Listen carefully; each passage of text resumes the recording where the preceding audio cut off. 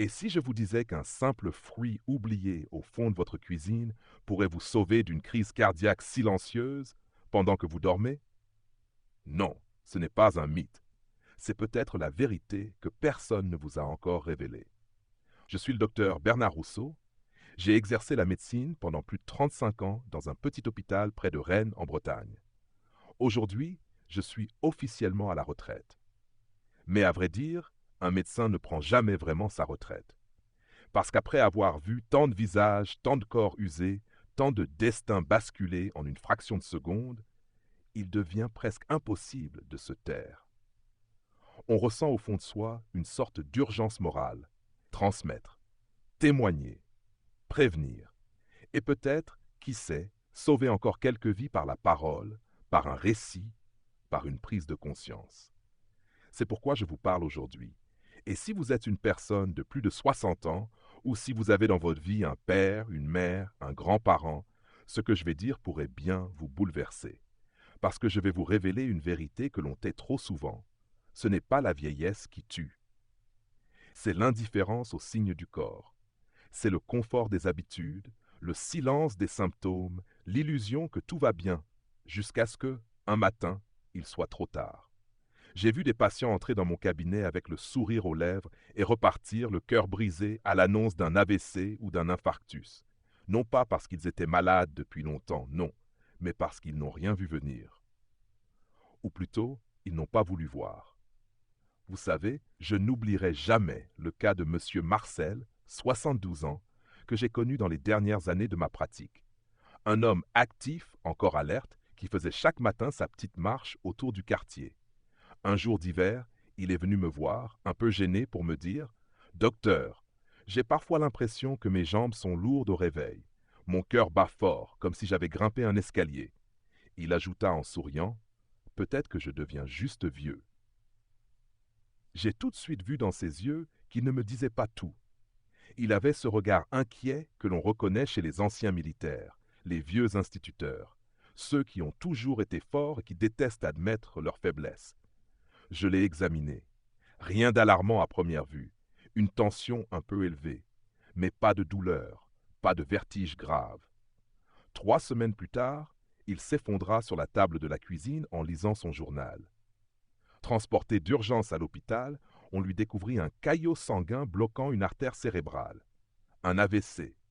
Il survécut, oui, mais il ne reparla plus jamais, normalement. Et vous savez ce qui m'a fait le plus mal? C'est quand sa femme, Anne-Marie, m'a dit en pleurant « Docteur, il m'avait dit qu'il dormait mal ces derniers temps, qu'il se sentait agité, qu'il avait froid aux pieds le matin, mais on croyait que c'était normal, avec l'âge. » Non, c'était pas normal. Chers amis, laissez-moi vous dire avec tout le sérieux qu'un médecin retraité peut avoir. Le corps prévient. Toujours. Le problème, c'est que nous avons désappris à écouter. Le sang qui devient plus épais, les artères qui se rétrécissent, le cœur qui s'essouffle la nuit. Tout cela n'est pas une fatalité liée à l'âge, mais bien souvent le résultat d'années d'alimentation inadaptée, de manque d'activité, d'un foie surchargé et de vaisseaux enflammés. Le plus choquant dans tout cela, c'est que vous pouvez éviter 80% de ces accidents cardiovasculaires, pas avec des traitements hors de prix, pas avec des miracles, mais avec des gestes simples, quotidiens, que vous pouvez commencer dès demain matin dans votre cuisine. Je ne suis pas là pour vous vendre des illusions. Je ne crois pas aux pilules miracles. Je crois en la régularité, en la conscience et en la puissance silencieuse des aliments bien choisis. Oui, certains aliments ont la capacité de fluidifier naturellement le sang, de renforcer les parois artérielles, de réduire les inflammations et même de protéger votre mémoire. Et je vais vous les présenter un par un, pas comme un, mais comme un vieil ami. Un médecin qui a vu trop de cœurs s'arrêter par ignorance, trop de cerveaux se noyer faute d'un fruit, d'un verre d'eau, d'un peu de lumière sur la vérité. Dans cette série de vidéos, je vais vous emmener avec moi à travers les marchés de la nature, redécouvrir les fruits de notre terre comme vous ne les avez jamais vus, pas pour leur goût, pas pour leur couleur, mais pour leur valeur médicinale profonde. Aujourd'hui, nous allons commencer par la goyave, ce fruit oublié qui contient des propriétés si puissantes qu'il pourrait, j'ose le dire, sauver des vies. Mais avant cela, je vous invite, si ce que je viens de dire résonne en vous, à vous abonner à cette chaîne. Parce que votre soutien, votre écoute, vos commentaires sont ce qui me donne la force de continuer à transmettre ce que j'ai appris pendant des décennies. Chaque partage est peut-être un destin sauvé. Chaque like est peut-être un cœur protégé. Et chaque minute que vous consacrez à votre santé, c'est une minute volée à la maladie. Maintenant, permettez-moi de vous poser une question. Une question simple, mais qui en dit long. Question pour vous, à écrire en commentaire. Si vous ressentez de la fatigue, des fourmillements le matin, des insomnies fréquentes, que pensez-vous faire? A. C'est sûrement l'âge. Je laisse passer. B. Je m'inquiète, j'écoute mon corps et je commence à agir. Notez A ou B en commentaire. Pas pour moi, pour vous. Pour voir si vous êtes prêt à reprendre en main le fil de votre santé avant qu'il ne vous échappe. Je suis le docteur Bernard Rousseau, médecin généraliste pendant plus de 3 décennies. À la retraite aujourd'hui, je me consacre à une seule chose, transmettre ce que j'ai appris. Et ce que j'ai appris, c'est que la nature a bien plus à nous offrir que nous ne l'imaginons. Surtout à un âge où l'on croit à tort que tout déclin est inévitable. Je suis ici pour vous dire que ce n'est pas vrai. J'ai vu des artères se dégager, des esprits s'éclaircir, des cœurs se renforcer. Pas grâce à la magie, mais grâce à des aliments que l'on néglige. Aujourd'hui, je voudrais vous emmener avec moi au cœur de ce que j'appelle les fruits silencieux. Ces alliés discrets qui réparent le sang, apaisent les vaisseaux, protègent le cœur, sans faire de bruit. Commençons par un fruit que vous avez peut-être croisé dans une épicerie exotique ou un marché d'outre-mer. La goyave. Trop souvent ignorée en France métropolitaine, là où elle est pourtant l'un des trésors nutritionnels les plus puissants pour les personnes âgées.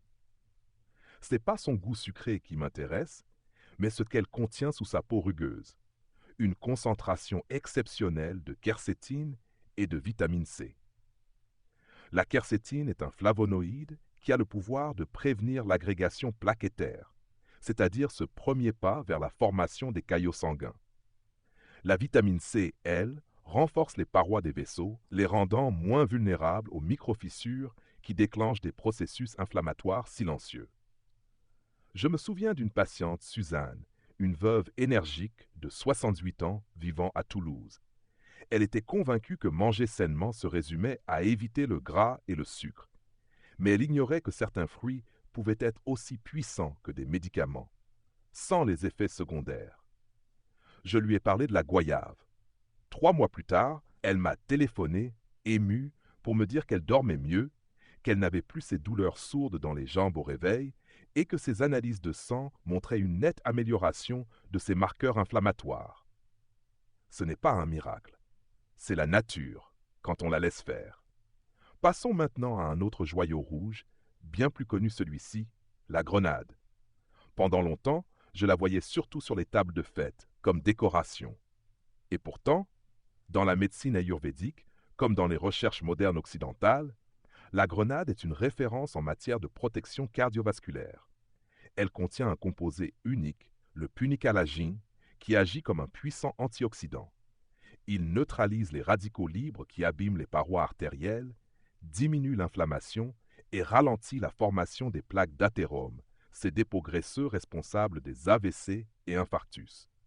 Henri, un ancien professeur de littérature, m'a un jour confié qu'il perdait peu à peu la mémoire. Pas de pathologie lourde, juste une impression persistante de flou. Je lui ai recommandé un petit verre de jus de grenade chaque matin. Ce n'est pas un remède miracle. Mais au fil des semaines, il m'a rapporté un changement. Il se souvenait à nouveau des noms de ses anciens élèves, il relisait des poèmes qu'il avait autrefois aimés. Son esprit s'était comme éclairci. Ce que fait la grenade, c'est oxygéner le cerveau, améliorer la microcirculation et nettoyer ce qui obstrue nos pensées autant que nos artères. Puis il y a l'ananas, souvent réduit à un dessert sucré ou à une fantaisie tropicale. Grave erreur. Ce fruit contient un enzyme exceptionnel, la bromélaïne, qui a le pouvoir de dissoudre la fibrine, cette protéine qui maintient les caillots en place. C'est comme si l'ananas venait doucement gratter les parois internes des vaisseaux pour les nettoyer. De plus, cette enzyme réduit les œdèmes, apaise les tissus enflammés et favorise une meilleure circulation, particulièrement chez les personnes souffrant de jambes lourdes ou de varices. Monique, épouse d'un ancien maçon cardiaque, m'a raconté un jour avec tendresse que depuis qu'elle avait commencé à préparer chaque matin un jus d'ananas pour son mari, elle voyait son teint rosir à nouveau. C'est devenu notre petit rituel, m'a-t-elle dit. Et ce rituel, je vous le garantis, vaut bien des comprimés. Enfin, je ne peux pas parler de fruits protecteurs sans évoquer un fruit au goût plus amer, mais aux effets redoutables, le pamplemousse. Celui-ci est à manier avec prudence, car il peut interagir avec certains médicaments. Mais pris avec intelligence, il devient un formidable nettoyeur artériel. Il contient des flavonoïdes, comme la naringine, capables de dilater les vaisseaux sanguins, réduire la tension artérielle et surtout empêcher l'oxydation du mauvais cholestérol. Il agit en prévention au cœur du problème, là où tout commence, dans l'intimité des capillaires qui irriguent notre cerveau, notre cœur, nos reins. Je repense à Jacqueline, une ancienne institutrice à Nice. Elle avait l'habitude de m'apporter 2 énormes pamplemousses de son jardin chaque année. Ce n'était pas un don de politesse, c'était sa façon de dire merci. Elle m'avait écouté. Elle avait intégré le pamplemousse à sa routine, en l'éloignant des prises de médicaments. Résultat, sa tension s'était stabilisée, ses migraines avaient disparu, et elle n'avait plus ce voile de fatigue chronique qu'elle croyait lié à l'âge. Alors oui, ces 4 fruits, la goyave, la grenade, l'ananas, le pamplemousse, ne feront pas de vous une personne immortelle. Mais ils peuvent faire de vous une personne plus vivante, plus éveillée, plus résistante à l'usure du temps, à condition d'en faire des alliés, pas des exceptions, à condition d'intégrer ces gestes dans le quotidien avec rigueur et respect pour votre propre corps. Je ne vous demande pas de tout changer du jour au lendemain. Je vous invite simplement à ouvrir les yeux sur ce que vous mettez dans votre assiette. À voir un fruit non pas comme un aliment, mais comme un compagnon de route, un protecteur silencieux, un médicament naturel que la vie met à notre portée. Et demain matin, peut-être que, comme Suzanne, Henri, Monique ou Jacqueline, vous prendrez ce fruit avec un peu plus de conscience. Et peut-être que votre cœur, vos artères, votre mémoire vous en remercieront. Dans le prochain épisode, nous explorerons 2 autres trésors rouges, la pastèque et la tomate. L'un hydrate et nettoie les reins, l'autre protège le cerveau et le cœur. Mais avant cela, posez-vous cette question. Selon vous, dans la liste suivante, lequel de ces fruits contient un enzyme capable de dissoudre la fibrine, l'un des constituants majeurs des caillots sanguins? A. La goyave. B. L'ananas. Notez votre réponse en commentaire, A ou B.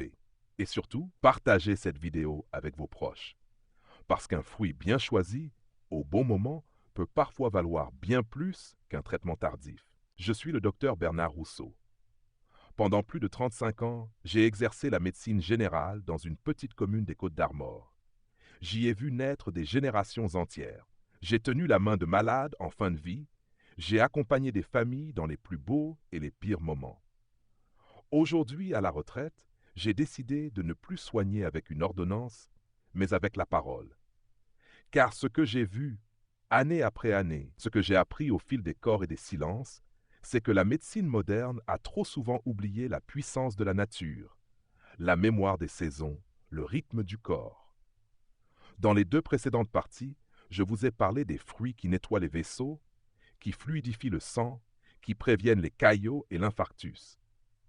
Mais il est temps d'aborder une autre dimension, tout aussi vitale, tout aussi fragile. La circulation dans son ensemble, le lien entre le cœur et les reins, entre l'eau et la vie, entre l'âge et la mémoire. Je veux aujourd'hui vous parler de 2 fruits rouges, 2 cadeaux discrets de la terre, 2 trésors qui, à mes yeux, devraient figurer sur toutes les tables des personnes de plus de 60 ans, la pastèque et la tomate. La pastèque, vous l'imaginez peut-être comme un fruit d'été, bon à rafraîchir les enfants lors des vacances. Mais pour moi, elle représente bien plus que cela. Elle est une source d'eau vivante, une réserve de nutriments doux, une alliée silencieuse pour les reins fatigués. Quand on vieillit, les reins deviennent plus vulnérables. Ils filtrent moins bien, s'épuisent plus vite, et pourtant ils continuent à nettoyer chaque litre de notre sang, jour après jour. Mais qui prend soin d'eux? J'ai connu un patient, Alain, 74 ans, retraité des chemins de fer. Un homme robuste, mais dont les analyses montraient une fonction rénale en baisse, une tension artérielle irrégulière et des troubles du sommeil fréquents. Il avait commencé à retenir l'eau, à faire de l'œdème. Je lui ai recommandé un geste simple. Manger chaque matin une petite portion de pastèque fraîche, à température ambiante, bien rouge, bien mûre. Pas trop. Environ 200 grammes, ni plus ni moins. 3 mois plus tard, son visage s'était éclairé, ses jambes dégonflées et sa tension revenue dans la normale. C'était pas un miracle, c'était de la cohérence physiologique. La pastèque contient un acide aminé remarquable, la citrulline. Ce composé, une fois dans le corps, se transforme en oxyde nitrique, un messager naturel qui permet au vaisseau sanguin de se dilater doucement, d'accueillir le flux sans forcer. C'est une clé oubliée de la régulation de la pression artérielle. Une pression qui baisse sans brutalité, sans médicaments, sans vertige. Mais la pastèque ne s'arrête pas là. Elle est aussi une source naturelle de lycopène, ce pigment rouge que l'on retrouve dans la tomate et qui agit comme un protecteur cardiovasculaire majeur. Le lycopène empêche l'oxydation du cholestérol LDL, il ralentit le vieillissement cellulaire et soutient la mémoire. Dans ce fruit que certains considèrent comme de l'eau sucrée, se cache un élixir d'équilibre pour les personnes âgées. Et puisque nous parlons de lycopène, laissez-moi vous parler de la tomate, que j'appelle souvent en riant le médicament du potager. J'ai recommandé la tomate à des centaines de patients au fil des années. Et souvent, ils pensaient que je plaisantais. Pourtant, plus les études avancent, plus la science confirme ce que les anciens savaient intuitivement. La tomate cuite, consommée régulièrement, est un allié du cœur, du foie et du cerveau. Georges, un patient que je suivais depuis 20 ans, avait frôlé l'AVC. Il avait perdu partiellement la parole pendant une demi-heure. Rien d'irréversible, mais assez pour l'effrayer. Je lui ai prescrit ses médicaments, bien sûr, mais je lui ai surtout demandé ceci. « Georges, chaque jour, vous allez me manger une tomate crue après le petit déjeuner et une soupe de tomates maison le soir, avec une cuillère d'huile d'olive. Et vous allez faire cela tous les jours, comme un rituel. » Il a obéi.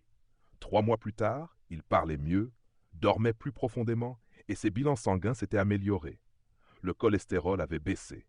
La CFP, ce marqueur de l'inflammation chronique, était redevenu normal. Il m'a dit un jour, « Docteur, je n'avais jamais compris que ce que je cultivais dans mon jardin pouvait me sauver la vie. » La tomate est riche en lycopène, oui, mais aussi en vitamine C, en folate, en fer. Elle aide à lutter contre l'oxydation cellulaire, favorise la circulation et protège la mémoire. Surtout chez les personnes âgées qui souffrent de micro-inflammation chronique, de plaques artérielles, de troubles cognitifs débutants. Mais attention, le lycopène devient vraiment actif lorsqu'il est cuit. Idéalement avec un peu de matière grasse saine. Une soupe, une ratatouille, un coulis fait maison. Voilà des médicaments en robe rouge. Et contrairement aux comprimés, ils ne coûtent presque rien. Ils n'abîment pas le foie. Et surtout, ils nourrissent. Je ne suis pas ici pour vous dire d'abandonner vos traitements. Ce serait irresponsable. Mais je suis ici pour vous rappeler ceci. Votre santé ne dépend pas que des pilules. Elle dépend des habitudes que vous construisez chaque jour, de la relation que vous entretenez avec votre assiette, de la conscience que vous mettez dans chaque bouchée. Les reins, le cœur, le cerveau, ce sont des organes nobles, sensibles, exigeants. Ils vieillissent comme nous tous. Mais ils peuvent vieillir en paix, s'ils reçoivent ce dont ils ont besoin, de l'eau pure, du mouvement doux et une nourriture vivante. Demain matin, je vous invite à faire ce petit geste. Choisissez une tomate bien mûre, rincez-la, coupez-la, ajoutez un filet d'huile d'olive, une pincée de sel naturel et mangez-la lentement. Écoutez votre corps. Ressentez ce que cela change en vous. Et si vous aimez les fruits d'été, n'attendez pas août pour manger de la pastèque. Une petite portion chaque matin, à heure régulière, peut faire plus pour vos reins qu'un complément alimentaire hors de prix. Dans la prochaine partie, je vous parlerai de 2 autres trésors, la banane et le gombo. L'un vous aidera à mieux dormir, à calmer le cœur. L'autre fera briller vos artères de l'intérieur. 2 secrets de longévité dont je ne me lasse jamais. Mais avant de vous quitter, permettez-moi de vous poser une question de réflexion. Selon vous, Quel fruit favorise la production naturelle d'oxyde nitrique qui aide les vaisseaux à se dilater? A. La pastèque. B. La tomate. Notez votre réponse en commentaire. Et si ces paroles résonnent en vous, je vous invite à vous abonner, pas pour la gloire, mais parce que chaque abonné est peut-être une vie un peu plus longue, un peu plus lucide, un peu plus belle. Depuis ma retraite, je n'ai pas rangé ma blouse blanche au fond d'un tiroir pour ne plus jamais en parler. Non, j'ai simplement troqué le cabinet médical pour un espace plus intime, plus humain, celui de la transmission. Ce que je partage ici n'est pas un savoir froid, académique. C'est un savoir vécu, tissé dans les histoires des hommes et des femmes que j'ai accompagnés et forgé dans la conviction que le bien-être, à tout âge, commence dans l'écoute du corps. Et dans l'assiette. Après vous avoir parlé des fruits qui nettoient le sang, protègent le cœur et soutiennent les reins, il me faut aujourd'hui aborder un thème plus subtil mais tout aussi vital, le rythme intérieur. Car à quoi bon avoir des artères propres si votre cœur bat sans repos, si votre sommeil est agité, si vos nerfs sont tendus comme des cordes d'archet? Vieillir en bonne santé, ce n'est pas seulement éviter la maladie, c'est aussi retrouver l'équilibre, l'apaisement, la stabilité. C'est dans cette perspective que je veux vous parler de deux aliments profondément négligés, presque méprisés parfois, et pourtant d'une richesse inouïe pour les personnes âgées, la banane et le gombo. Deux aliments modestes, deux compagnons de table que beaucoup évitent par peur d'un excès de sucre, d'un inconfort digestif ou simplement par habitude. Et pourtant, dans ma longue pratique, j'ai vu la banane calmer les cœurs trop rapides et le gombo redonner de la clarté à des esprits embués. Commençons par la banane. Elle souffre d'une image fausse. Trop sucrée, mauvaise pour les diabétiques, difficile à digérer. J'ai passé des années à corriger ces idées reçues. La vérité est bien différente. Une banane mûre, pas trop tachetée, pas trop verte, contient du potassium en grande quantité. Ce minéral est fondamental pour la régulation de la pression artérielle, la relaxation musculaire et la stabilité du rythme cardiaque. C'est une sorte de chef d'orchestre discret, sans lequel notre corps s'emballe. Mais ce n'est pas tout. La banane contient aussi de la vitamine B16, qui participe à la production de sérotonine, ce neurotransmetteur du calme et de la bonne humeur. Et surtout, elle contient un acide aminé précieux, le tryptophane. Cet élément est un précurseur de la mélatonine, l'hormone du sommeil. Oui, vous m'avez bien entendu, manger une banane le soir au bon moment peut améliorer la qualité du sommeil, pas en vous assommant comme un somnifère, mais en nourrissant naturellement votre cycle veille-sommeil. Je me souviens de Claire, une ancienne institutrice de 73 ans, qui se plaignait de troubles du sommeil chroniques. Elle se réveillait toutes les 2 heures, le cœur battant, l'esprit en alerte. Elle avait tout essayé, tisane, cachet, méditation. Rien n'y faisait. Un jour, presque comme une blague, je lui ai suggéré de manger une demi-banane après le dîner, pas trop mûre, à température ambiante. Elle a suivi le conseil sans y croire. 2 semaines plus tard, elle m'a appelé. Doppler. Docteur, je dors. Enfin, sans rêve agité, sans sueur. Je dors. Mais attention, tout est dans la quantité et dans le moment. Une demi-banane suffit.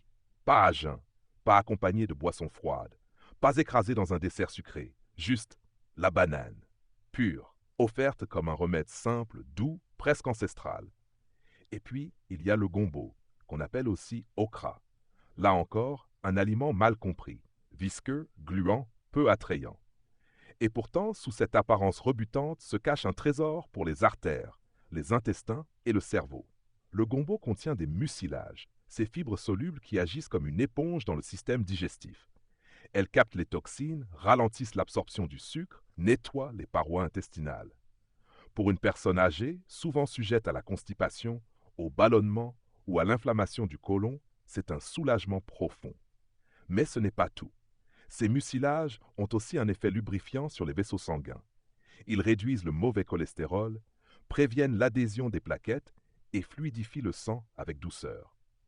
Je pense ici à Paul, un ancien menuisier de 66 ans vivant à Marseille. Il souffrait de diabète de type 2, de tension instable et surtout, depuis quelques années, de troubles cognitifs précoces. Rien de grave, mais des oublis, des lenteurs. Il n'osait plus lire son journal. Il s'embrouillait dans les dates. Je lui ai proposé un défi simple. Manger 5 à 6 gombos cuits à la vapeur chaque matin avec un filet d'huile d'olive et un soupçon de citron. Au début, il rouspétait. Ça colle, docteur, ça glisse, c'est pas bon. Mais il a persisté. Et 3 mois plus tard, il est revenu dans mon cabinet, le regard plus vif. Je me rappelle mieux. Et je vais à la selle tous les jours. Et ma femme me dit que j'ai meilleure mine. Voilà ce que fait le gombo, sans éclat, sans prétention. Il répare en silence. Je ne dis pas que ces aliments remplaceront vos traitements. Ce serait dangereux.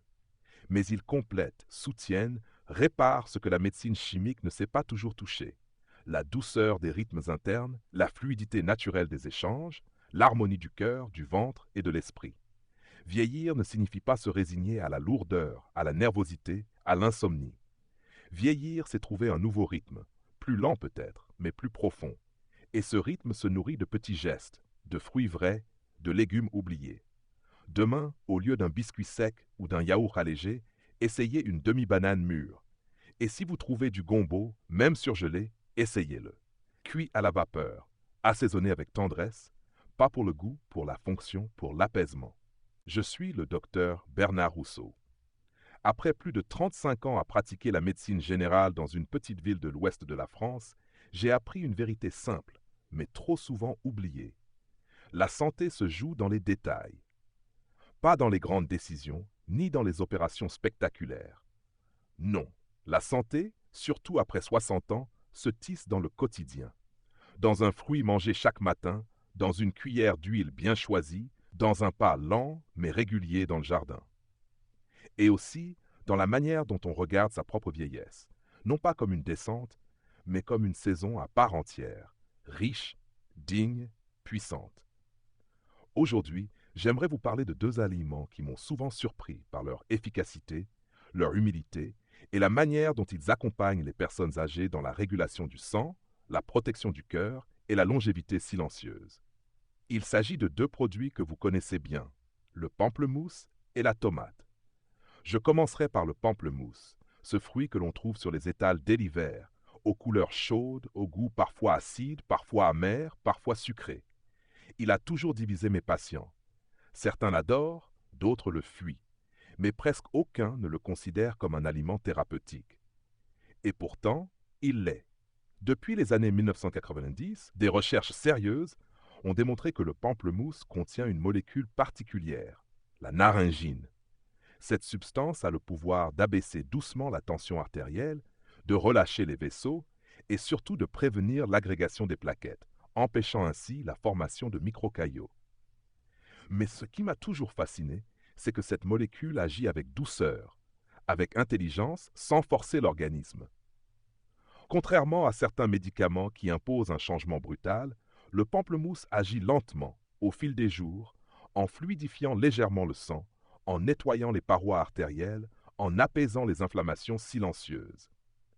Je me souviens de Jacques, 70 ans, ancien agriculteur. Il venait me voir pour des maux de tête fréquents, une tension instable, des vertiges. On avait éliminé les causes graves. Je lui ai alors proposé une piste complémentaire. Introduire dans son alimentation un demi-pamplemousse par jour, l'après-midi, loin de la prise de ses médicaments. Pourquoi à distance?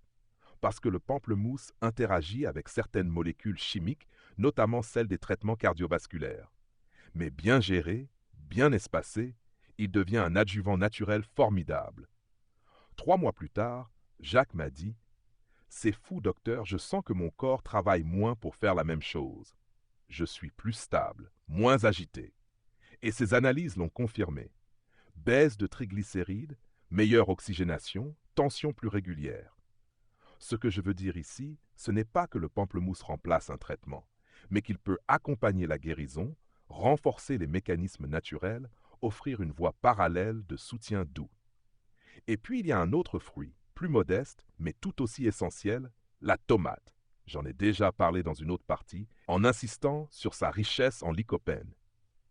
Mais ici, je voudrais insister sur son action globale sur le système cardiovasculaire, en particulier sur les petits vaisseaux, ceux qui nourrissent le cerveau, les yeux, les reins.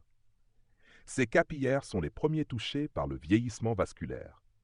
Et c'est précisément là que la tomate intervient.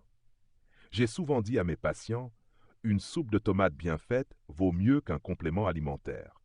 Et je le pense encore aujourd'hui. La tomate contient, en plus du lycopène, des flavonoïdes, de la vitamine K, du potassium, des fibres solubles, qui ensemble contribuent à baisser la pression, améliorer la fluidité sanguine, réduire les dépôts dans les artères et même préserver la mémoire. Je me souviens de Françoise, 68 ans, ancienne bibliothécaire. Elle venait me voir pour une fatigue diffuse, des troubles de la mémoire, une impression de brouillard. Elle n'avait pas de pathologie identifiée, mais elle disait « Je ne suis plus moi-même ». Nous avons travaillé sur plusieurs aspects, le sommeil, l'activité physique, mais aussi l'alimentation.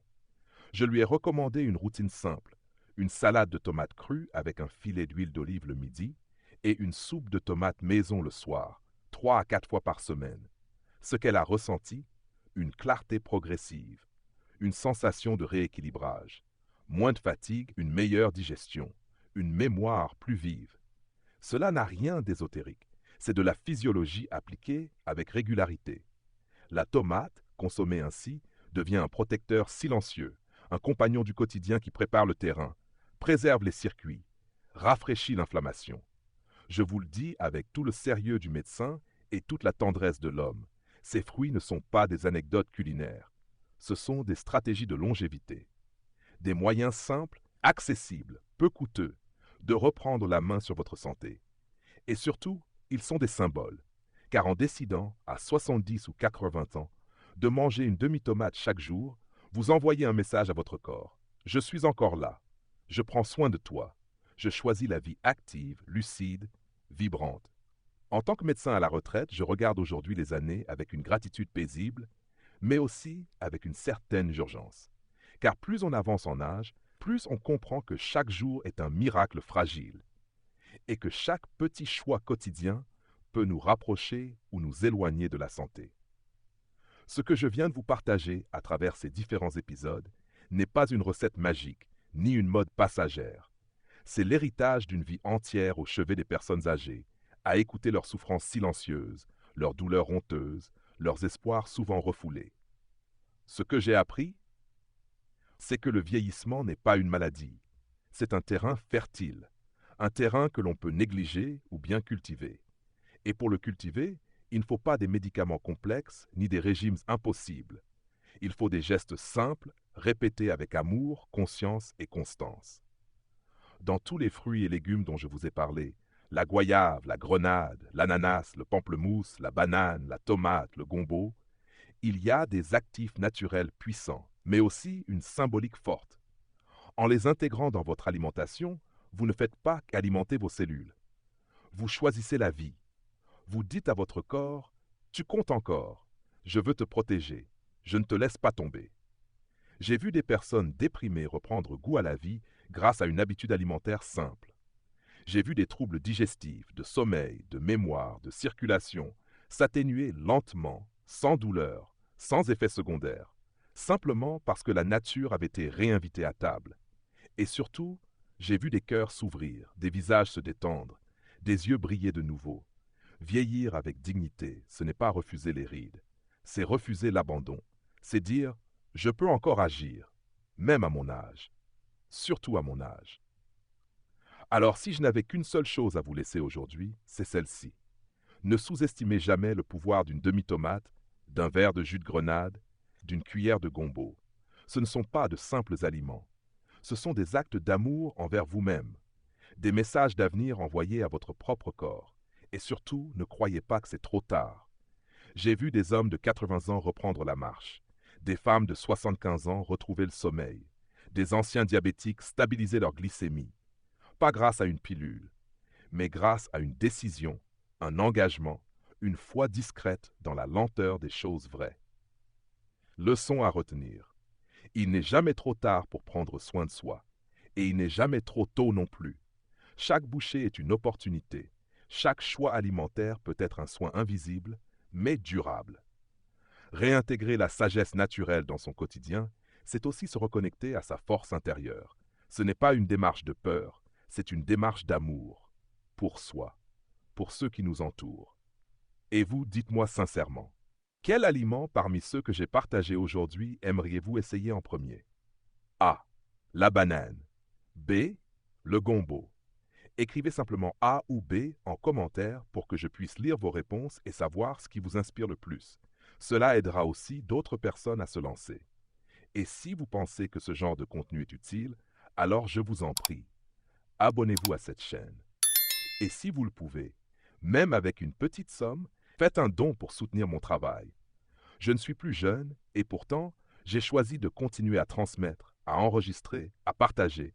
Pas pour moi, mais pour vous, pour notre communauté, pour que le savoir ne meure pas avec ceux qui l'ont vécu. Chaque abonnement, chaque don, chaque message, c'est une lumière, une main tendue, une force pour continuer à vous offrir le meilleur de mes connaissances. Merci du fond du cœur.